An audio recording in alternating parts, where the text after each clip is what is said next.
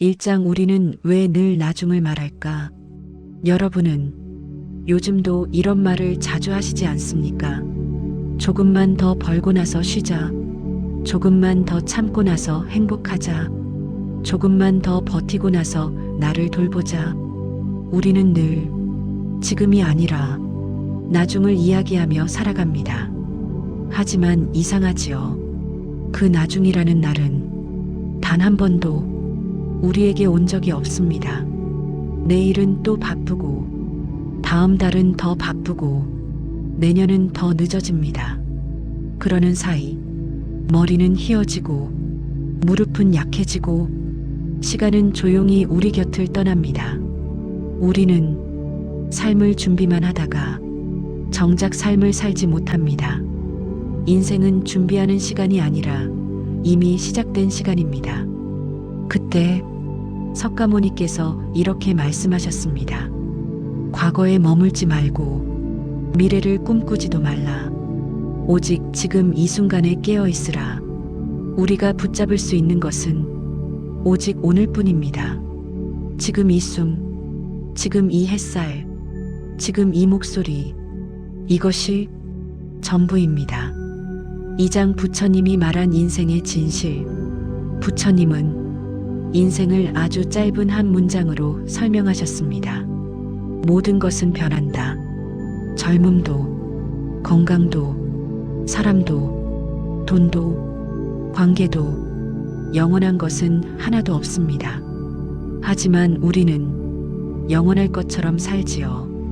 건강은 늘 있을 것처럼, 부모님은 항상 곁에 있을 것처럼, 사랑하는 사람도 떠나지 않을 것처럼, 그래서 소중함을 자꾸 미룹니다. 그러다 어느 날 문득 깨닫습니다. 아, 그때 조금 더 잘해줄걸. 이미 늦은 뒤에 말이지요. 잃고 나서야 소중함을 아는 것이 인간의 가장 슬픈 습관입니다. 부처님은 말씀하셨습니다. 무상함을 아는 자는 하루를 천금처럼 산다. 오늘 하루가 마지막이라면 우리는 아마 전혀 다른 선택을 할 것입니다. 화를 덜 내고, 더 많이 웃고, 더 많이 안아주고, 더 많이 감사하겠지요. 그러니 늦기 전에 오늘을 아껴 쓰십시오. 3장 첫 번째 후에 건강을 잃고서야 깨닫는다. 병원 복도를 걸어보면 많은 어르신들이 비슷한 말을 하십니다. 젊을 때 몸 좀 챙길걸. 그때 그렇게 무리하지 말걸. 돈은 다시 벌 수 있지만 건강은 다시 사올 수 없습니다. 젊은 날 우리는 몸을 당연하게 여깁니다. 밤새 일하고 끼니를 거르고 아파도 참습니다. 하지만 몸은 언젠가 조용히 계산서를 내밉니다. 몸은 평생 함께할 단 하나의 집입니다. 부처님은 이렇게 말씀하셨습니다. 몸은 수행의 그릇이다. 그릇이 깨지면 길도 사라진다. 건강해야 사랑도 하고 여행도 하고 기도도 할 수 있습니다.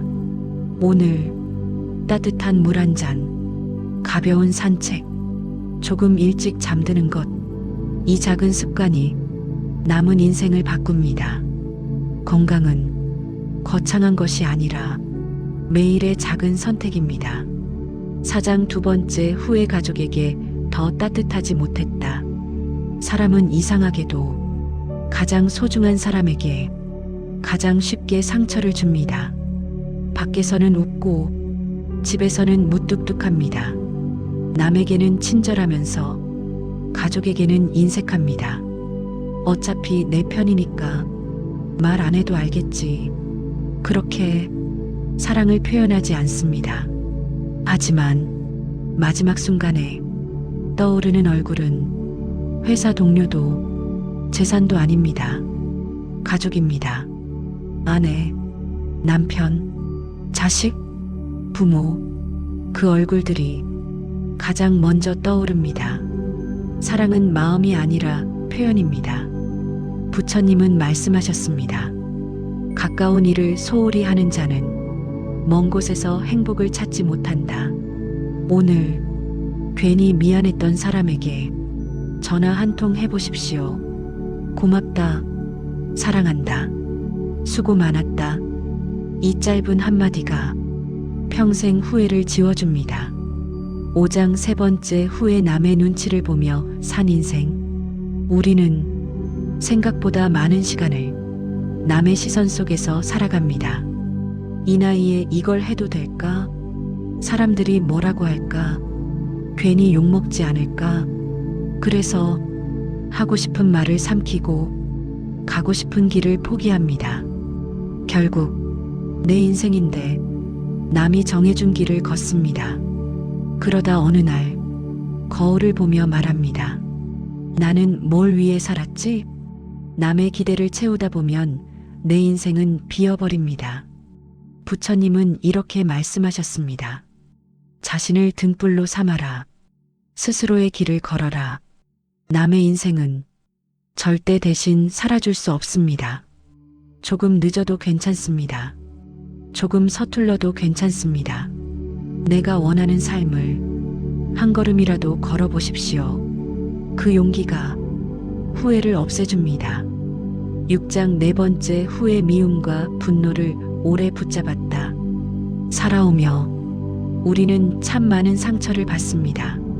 누군가의 말 한마디, 억울했던 사건, 배신, 오해, 그 기억들이 마음속에 돌처럼 남아 오랫동안 우리를 누릅니다. 그리고 우리는 말하지요. 나는 절대 용서 못해. 하지만 그 미움은 상대를 괴롭히고 있을까요? 아닙니다. 밤잠 설치는 건 바로 나 자신입니다. 분노는 남에게 던지는 돌 같지만 결국 내 손을 먼저 다치게 합니다. 잠시 숨 고르기. 미움은 남을 향한 벌이 아니라 나를 향한 감옥입니다. 그때 석가모니께서 말씀하셨습니다. 화를 붙잡는 것은 뜨거운 숯을 쥐고 남에게 던지려는 것과 같다. 먼저 타는 것은 바로 나 자신이다. 우리가 놓아야 할 것은 사람이 아니라 그 사람에 대한 분노입니다. 용서는 상대를 위한 것이 아니라 내 마음을 쉬게 해주는 일입니다. 이제 그만 놓아주셔도 됩니다. 당신은 충분히 힘들었습니다. 7장 5번째 후회. 행복을 미루며 살았다. 우리는 늘 이렇게 말합니다. 조금만 더 벌면 행복하겠다. 집이 넓어지면 행복하겠다. 자식이 잘 되면 행복하겠다. 행복을 자꾸 조건 뒤에 숨겨둡니다. 하지만 이상하지요. 그 조건은 늘 또 다른 조건을 데려옵니다. 그래서 평생 행복을 기다리다가 정작 행복해 본 적은 없습니다. 행복은 도착지가 아니라 지금 숨 쉬는 이 순간입니다. 부처님은 말씀하셨습니다. 만족을 아는 사람이 가장 부유하다. 많이 가진 사람이 아니라 괜찮다고 말할 수 있는 사람이 가장 편안한 사람입니다. 따뜻한 밥 한 끼, 창밖 햇살, 조용한 오후. 사실 우리는 이미 충분히 많은 것을 가지고 있습니다. 행복은 찾는 것이 아니라 알아차리는 것입니다. 지금 이 순간을 가만히 느껴보십시오. 이미 행복은 곁에 와 있습니다. 8장 부처님의 마지막 가르침. 어느 날 제자들이 부처님께 물었습니다. 어떻게 살아야 괴롭지 않습니까? 부처님은 아주 조용히 웃으시며 말씀하셨습니다. 붙잡지 말아라. 사람도, 돈도, 명예도, 젊음도 모두 잠시 머물다 가는 인연일 뿐. 그런데 우리는 떠나는 것을 붙잡으려 하니 아픈 것입니다. 고통의 시작은 집착이고 평안의 시작은 내려놓음입니다. 석가모니의 말씀처럼 놓으면 가볍고 비우면 자유롭다. 조금 덜 가져도 괜찮고 조금 덜 이겨도 괜찮고 조금 덜 완벽해도 괜찮습니다. 인생은 경쟁이 아니라 흐름입니다. 물처럼 흘러가듯 살아가십시오. 그것이 가장 편안한 삶입니다.